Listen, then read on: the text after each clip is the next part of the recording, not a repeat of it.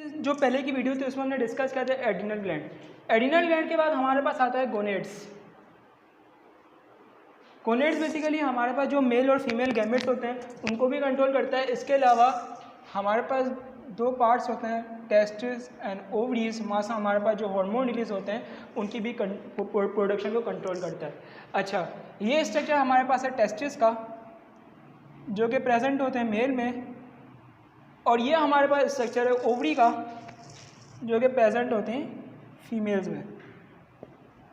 ठीक है। अच्छा, ये स्ट्रक्चर हमारा टेस्टिस का, ये हमारे पास एपिडेमिसिस है, जहाँ पे हमारे पास स्टर्म की प्रोडक्शन वगैरह होती रहती है, और फिर आगे जाके ये डिफरेंस डक्ट से फिर आगे जाके मूव करते हैं, फिर हमारे पास यूरिनरी सिस्टम में जाते हैं। ठीक है। अच्छा, अगर हम लोग देखें तो टेस्टिस से हमारे पास जो हार्मोन सिक्रीट होता है उसको हम कहते हैं टेस्टोस्टेरोन।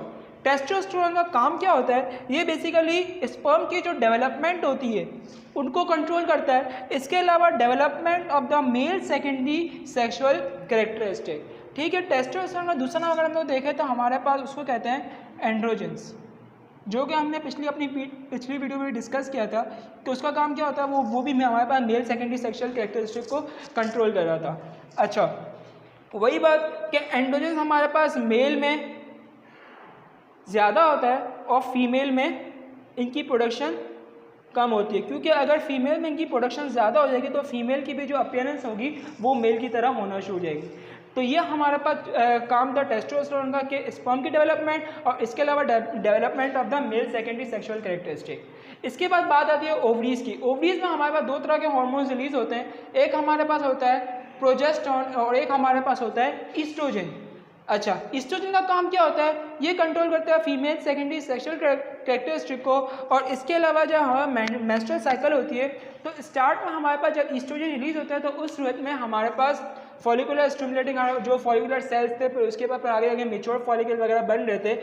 जब मेच्योर फॉलिकल हमारे पास बन जाता है, ओवुलेशन का स्टेज हो जाता है, तो उस सूरत में क्या होता है कि ईस्ट्रोजन की प्रोडक्शन अब रुक जाती है। जब ईस्ट्रोजन की प्रोडक्शन रुक जाती है तो उस सूरत में हमारे पास प्रोजेस्टेरोन की सिक्रीशन स्टार्ट हो जाती है। तो जब तक हमारे पास प्रोजेस्टेरोन की सिक्रीशन होती रहती है तो जब तक हमारे पास जो मेंस्ट्रुअल साइकिल है वो रुकती नहीं है। ठीक है।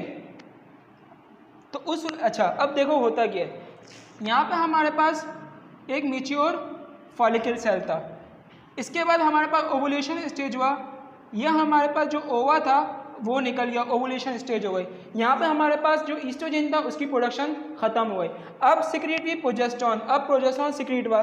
अब ये हमारे पास जो रप्चर्ड फॉलिकल है ये बन जाएगा हमारे पास कॉर्पस ल्यूटियम। ठीक है।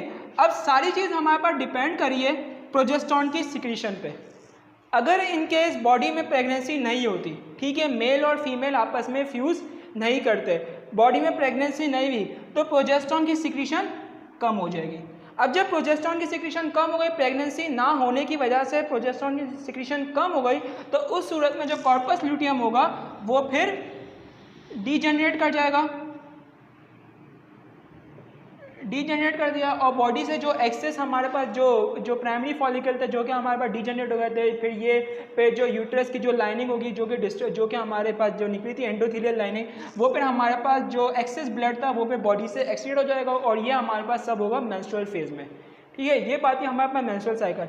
अगर हमारे पास बॉडी में प्रेगनेंसी हो गई, जब प्रेगनेंसी हो जाएगी तो उस सूरत में प्रोजेस्टेरोन की सिक्रीशन कम नहीं होगी, क्योंकि प्रोजेस्टेरोन का काम क्या होता है, ये प्रेगनेंसी को मेंटेन करता है।